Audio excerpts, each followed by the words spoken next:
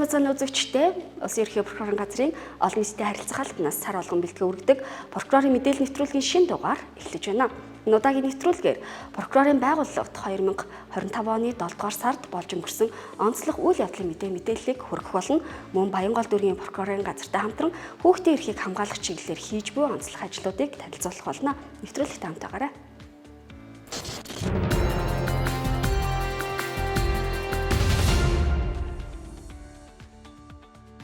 Монгол Улсын ерөнхий прокурор Жаргал сайхны урилгаар бүгд найрамдах социалист Вьетнам улсын ардын дэд прокурорын газрын ерөнхий прокурор Юан Хуй Дэн 2025 оны 7 дугаар сарын 29-ний өдрөөс 8 дугаар сарын 1-ний өдрүүдэд Монгол улсад айлчиллаа.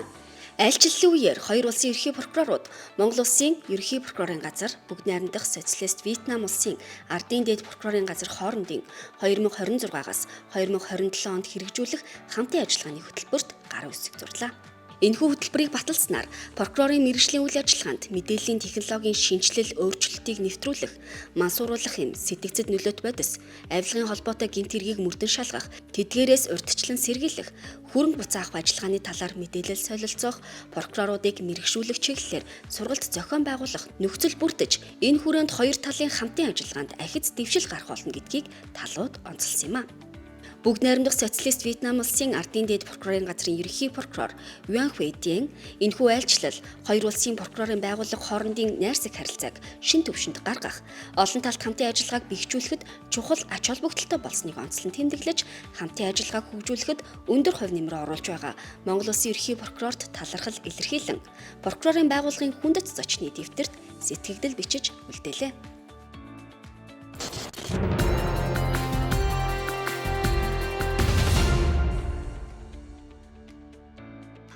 Прокурорын байгууллагаас мансууруулах юм сэтгцэд нөлөөт бодистой холбоотой гэмт хэргийн гаралт шийдвэрлэлтийг 2023, 24, 25 оны эхний хагас жилийн байдлаар судалж үзэхэд 801 хэрэг бүртгэгдснээс орон нутгийн хэмжээнд Дархуул, Орхон, Төв аймагт хамгийн их бүртгэгджээ. Энэ төрлийн гэмт хэрэг 2023 онд 292 бүртгэгдсэн нь өмнөх оноос 19.6%-аар, 2024 онд 331 хэрэг бүртгэгдсэн нь өмнөх оноос 13.3%-аар тус өсжээ. Сүүлийн 3 жилийн байдлаар прокурорын байгууллага мансууруулах юм сэтгцэд нөлөөт бодистой холбоотой 871 хэрэгт хяналт тавьж, 716 хүнийг яллагдагчаар татаж, 695 хүнд холбогдох 473 хэрэгт яллах дүгнэлтүүлэн шүүхэд шилжүүлсэн байна. Яллагдагчаар татагдсан 716 хүний 65.8% нь 18-аас 30 насныхан бөгөөд 67.7% нь эрхэлсэн тодорхой ажилгүй иргэд байна.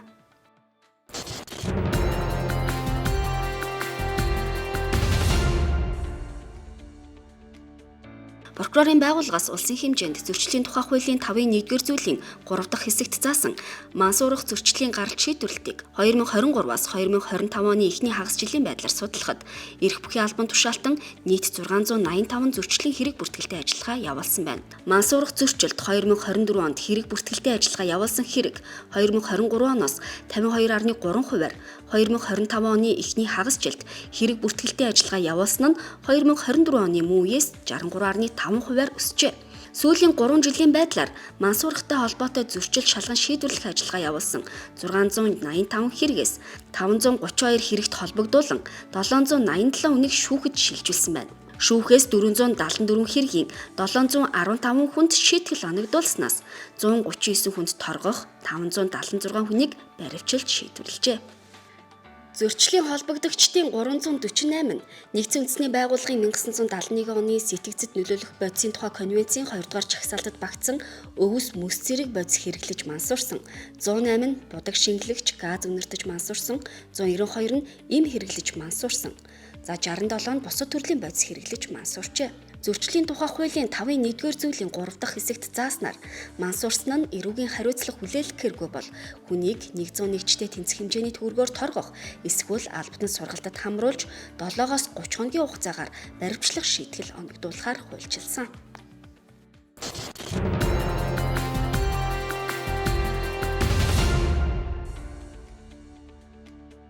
Тээврийн прокурорын газраас нийслэлийн хэмжээнд зам тээврийн онцлог улмаас хүүхэд хохирсон хэргийг 2025 оны 7 дугаар сарын 30-ны өдрийн байдлаар судлахад нийт 370 онцлог улмаас 420 хүүхэд зам тээврийн осолд өртснөөс Баянзүрх хаан дүүргүүдэд хамгийн их бүртгэгджээ. Зам тээврийн осолд өртсөн 420 хүүхдийн 270 нь явганаар 68 нь тээврийн хэрэгслээр зорчиж байх үедээ 81 нь ундаг дугуй болон цахилгаан дугуйгаар замын хөдөлгөөнд оролцож явах үедээ зам тээврийн осолд өртсөн байна. Энэ оны эхний 7 сарын байдлаар Сураа унаж зам тээврийн хөдөлгөөнд оролцсон 15 ослын улмаас 18 хүүхэд эрүүл мэндээрээ хохирчээ. Ослын улмаас 14 хүүхдэд хөнгөн, 2 хүүхдэд хүн дэвтэр, 2 хүүхдийн эрүүл мэндэд хүнд хохирол учирсан байна.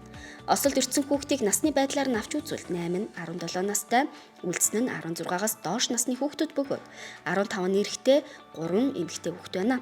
Сураа унаж замын хөдөлгөөнд оролцсон хүүхдүүдийн 8 нь автомашины зам дээр, үлдсэн хэсэг нь явган хүний гарцаар гарахдаа гарцгүй хэсгээр зам хөндлөн гарах үедээ болон замын бусад хэсгээр зорчиж явах үедээ зам тээврийн осолд өртжээ. Сурааныг 18 наснд хүрсэн хүн унах зохицуулттай тул эцэг эхчүүд та бүхэн өсвөр насны хүүхэдтэй тавих анхаарлаа сайжруулж, учирч болох эрсдлээс урьдчилан сэргийлэхийг уриалж байна. Иргэн та прокурор, прокурорын газрын ажилтны ашиг сонирхлын зөрчил, сахилах хариуцлага, ёс зүйн талаарх гомдол мэдээллийг 1819 дугаард ирүүлээрэй. Тусгай дугаарын утсаар гаргасан таны гомдол мэдээллийг шуурхаа шалгаж шийдвэрлэх болно. Монгол Улсын ерөнхий прокурорын газар.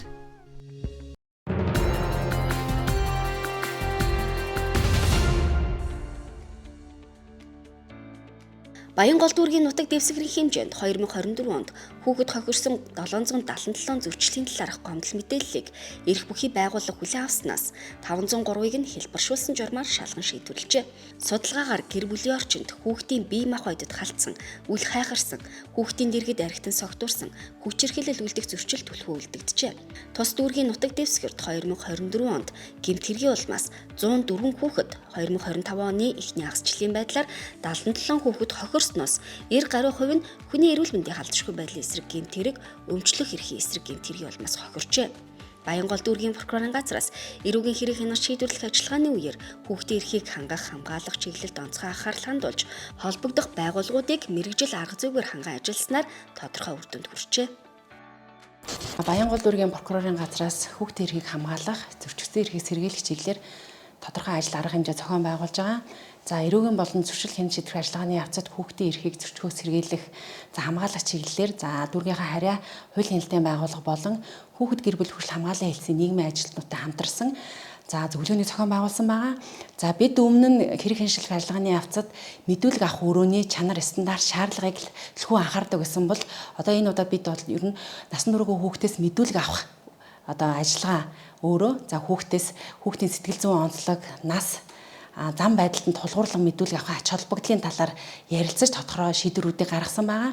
За нөгөө талдаа шүүх хуралдааны хилцүүлгийн явцад насан туршгүй хүүхдийн болон холбогдсон хүүхдийн хууль ёсны эрх ашиг хамгаалах чиглэлээр гэр бүл хөгжил хамгааллын хэлтсийн нийгмийн ажлууд хэрхэн идэвхтэй байр сууриас оролцох шаардлагатай вэ? Ингэснээр хүүхдийн эрх ашиг хамгаалах нь маш чухал онцлогтой шүү гэдэг талаар тогтмол арга зүйн зөвлөгөө өгч хамтарч ажиллаж байгаа.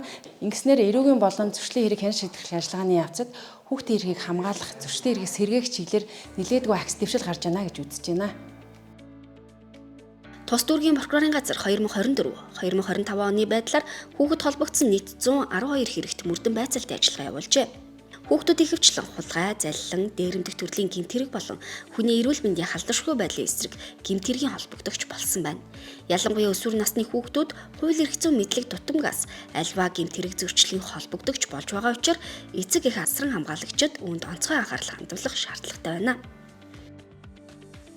Улирлын амралт эхэлсэнтэй холбогдуулан өсвөр насны хүүхдүүд маань чөлөө цагаа өнгөрүүлэхдээ үзүр үйлчилгээ үзэх, бүлэг бөгнөрл үүсгэж, буруу хүмүүст дуруу татагдах, гэмт хэрэг зөрчлийн холбогдогч болох дуудлага мэдээлэлүүд бас мөн орж ирж байна.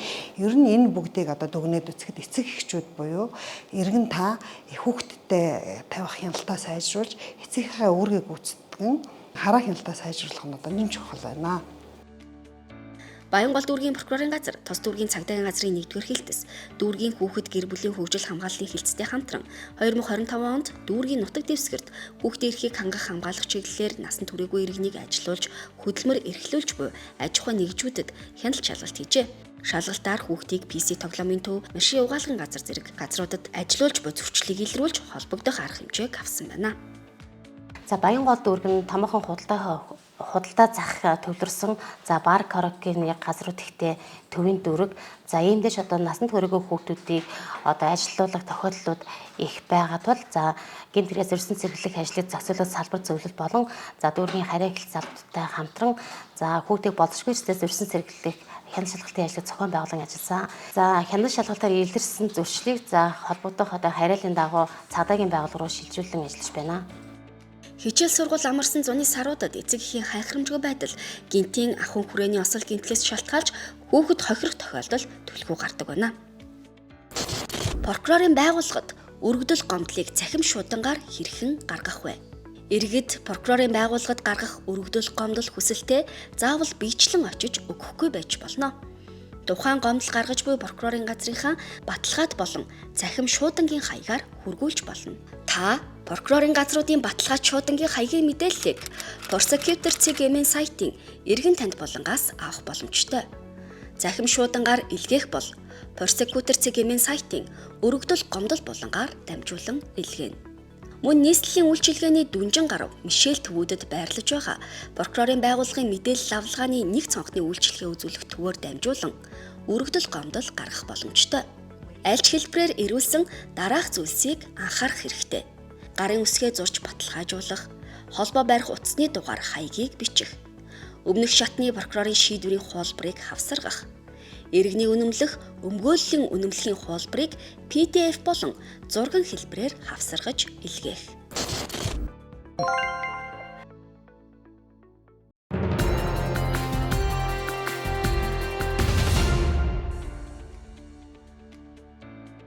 Баянгол дүүргийн прокурорын газраас гэмт хэрэг зөрчил ихээр үлдэгддэг үйлчилгээний газар, бар цэнгэний газруудад шалгалт хийжээ.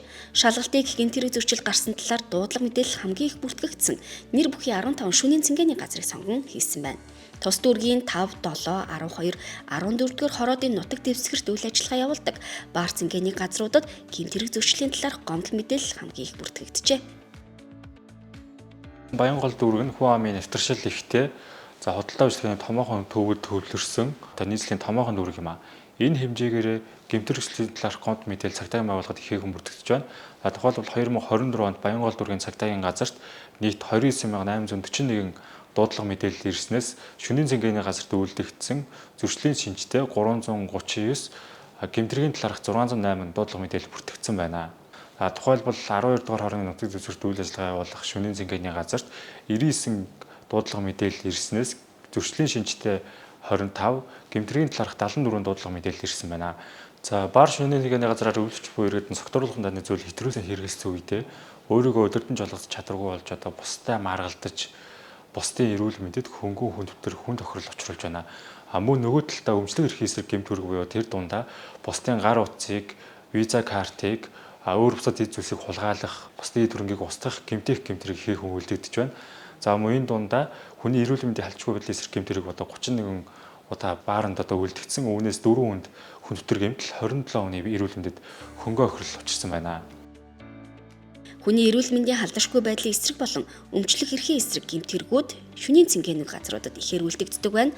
Тухайлбал шалгалт явуулсан 15 шөнийн цэнгэний газарт гарсан 480 гэмт хэргийн талаарх гомдол мэдээллээс хүний эрүүл мэндийн халдшгүй байдлын эсрэг гэмт хэргийн шинжтэй 278, өмчлөх эрхийн эсрэг гэмт хэргийн шинжтэй 202 гомдол мэдээлэл бүртгэгджээ. 2024 онд зөвхөн шөнийн цэнгэний газар буюу бааранд үлдэгдсэн гэмт хэрэгээс эрүүл мэндийн даатгалын санд учирсан нийт 5.7 сая төгрөгийг гин буруутай хүнээс гаргуулж нөхөн төлүүлсэн. Өмчлөх эрхийн эсрэг 7 гэмт хэрэг үлдэгдэж нийт 9.8 сая төгрөгийн хохирол учирсныг бүрэн төлүүлсэн байна. Согтууруулгын дааны эргэлтэнд хяналт тавих харигдсан согтууруулгатай тэмцэх тухай хууль зааснаар 21 наснд хүрээгүй хүнд эсвэл согтууруулгандаа хэтрүүлэн ирсэн хүнд согтууруулгандаар худалдах түүгээр үйлчлэхийг хориглогоо. Гэвч зарим шөнийн цэнгэний газрууд нь 21 наснд хүрээгүй хүнд үйлчлэлийн улмаас гэмт хэрэг зөрчилд холбогдсон шүүхээс ял шийтгэл авсан тохиолдол гарсан. За шалгалтын явцад шөнийн цэнгэний газруудыг шалгахад гэмтрэг зөрчлөөс урьдчилан сэргийлэх тухай хууль засаг эрх үүргээ хэрэгжүүлж ажилладаг. За мөн энэ талаарх хууль дамжийг сурчлах ажиллаа хийдэггүй. Галын аюулгүй байдлын дүрмгүй мөн Баянгол дүүргийн прокурорын газраас болон цагдаагийн газраас хүргүүлсэн мэдээлэл шаардлагын дагуу арга хэмжээ авч хэрэгжүүлдэггүй. Мөн стандартын дагуу хяналтын камер ажилуулдаггүй зэрэг худалдаа үйлчлэгээ эрхлэх нийтлэг журмыг зөрчсөн зөрчлүүд илэрсэн. За гэмтрэг зөрчил гарахад нөлөөлсөн шалтгаан нөхцөлийг арилгуулахаар Баянгол дүүргийн прокурорын газраас прокурорын мэдээлэл хүргүүлээд байна. Мөн гэмтрэг зөрчил удаа дараа үйлдэгдсэн газруудын тусгай зөвшөөрлийг туслуулах талаар холбогдох байгууллагуудтай хамтран ажиллаж байна.